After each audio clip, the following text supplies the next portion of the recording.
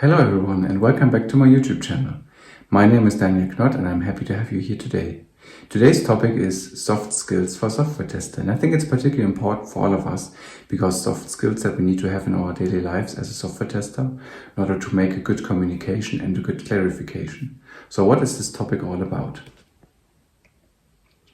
So first of all, I brought the topic of communication. As you can imagine, that communication skills are key these days for software testers in order to communicate clearly with our stakeholders. So what is communication all about?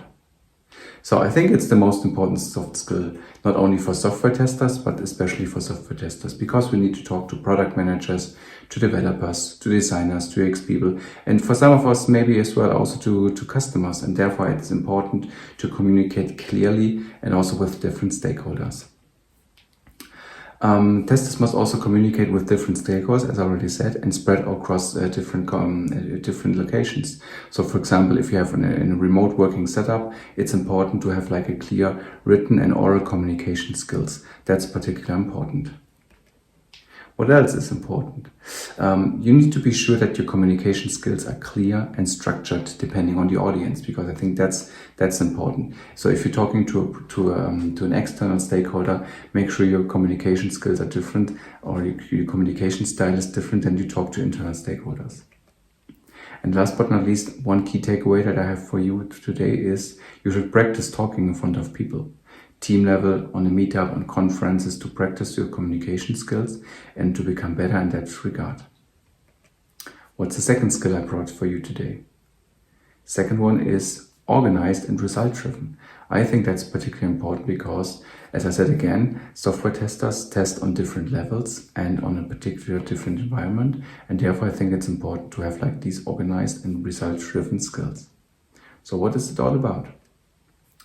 As I already mentioned, testers usually test on various levels on different platforms, and an organized workflow helps not to miss out important things. So imagine you're testing a mobile application. What you need to do there, so you need to test on the app level, on the UI, you also need to maybe test on the API level and also on the backend.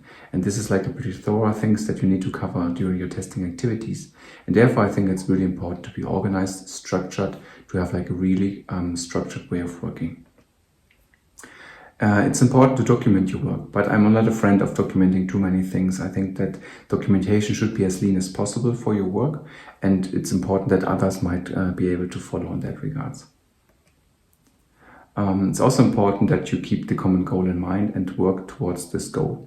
I think that's also something that testers usually struggle with is, for example, we all know that you're working in an agile environment. There's always a deadline, a 2-week sprint is coming to an end, but you need to test and you want to check this and that, but this is not helpful for you and not for the team. And therefore I think it's really good that you're organized and result driven, make some testing notes that you would like to cover during your work life, do your work day, and then also share this with your team in order to be transparent on your workload. One thing that I can recommend here is the training called Getting Things Done. I will also link it down in the description of the video. It's a really helpful training that you can do in order to organize your work and your work life. So what's the third topic I have brought for you today? It's problem solving. I think it's also quite obvious, right? So software testers deal with various stakeholders, with various technologies, and problem solving skills are always helpful in order to be successful. So to have problem solving skills, it's especially important to identify issues that should be collected and not blindly passed over to the developers. What does it mean? So imagine you found a bug and you just go to the developer and say, hey, I found a bug, can you fix it?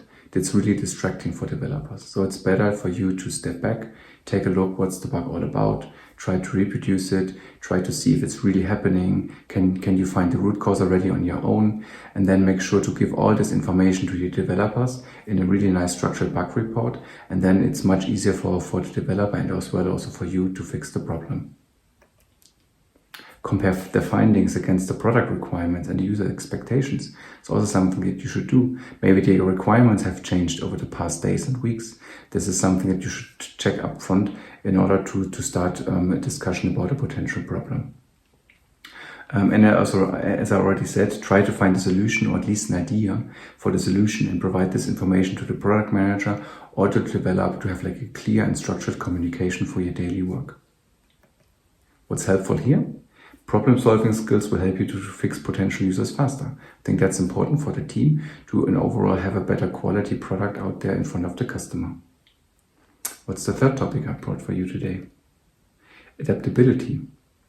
I think every software tester should have this soft skill, because I think in this fast-pacing technology world that we're living in, one cannot stick to one tool, to one technique that he or she needs to do in order to have a successful testing day.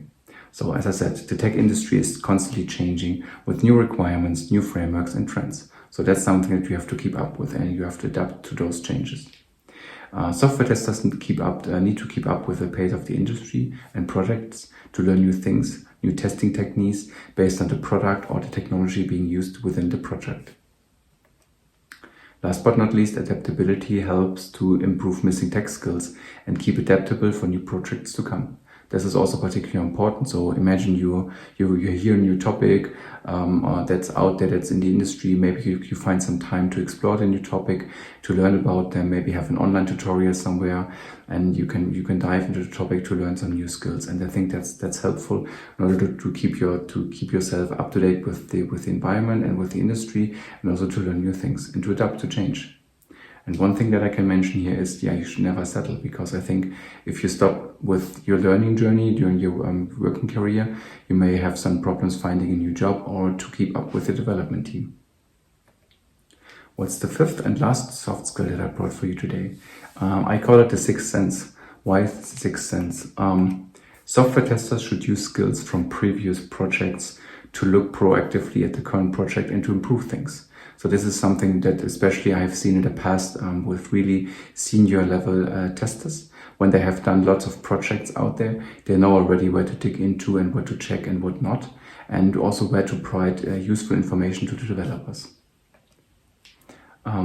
Help the team in any kind of obstacles that come around the corner, being it a process, being it a tooling, being problem-related issues here. Whenever I bring up this topic, I usually use this whole team quality approach here. So a software tester should focus on the overall quality of the product and should help the team and should enable the team to become better in delivering high-quality software products.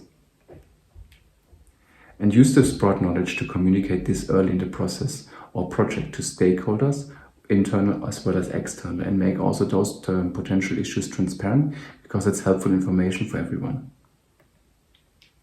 And the key takeaway here is that communication skills are key, as we already learned at one of the top soft skills a software tester should have is communication skills. And I think this is particularly important also here to cover the sixth sense as a software tester. So let's summarize all the top soft skills a software tester should have. First of all, I think communication is key here. It's clear, it should be pretty clear for every one of you that communication is the one important topic to cover. One should be organized and result-driven. Problem-solving skills helps you a lot in your daily life as a software tester. Adaptability, never settle. Always try to learn something new, find new information on the internet or on a new technology that are being used in your project to help yourself in order to adapt and to improve your skills.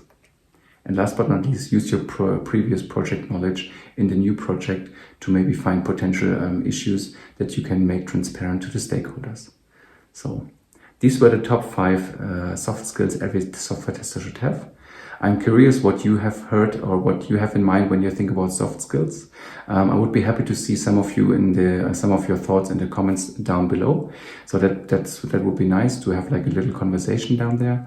Also, if you haven't subscribed to my channel, feel free to do so. Click the subscribe button to not miss any new upcoming content. And if you like the video, you can also leave me a like because I'm appreciating it. Thanks a lot and have a good day. Bye bye.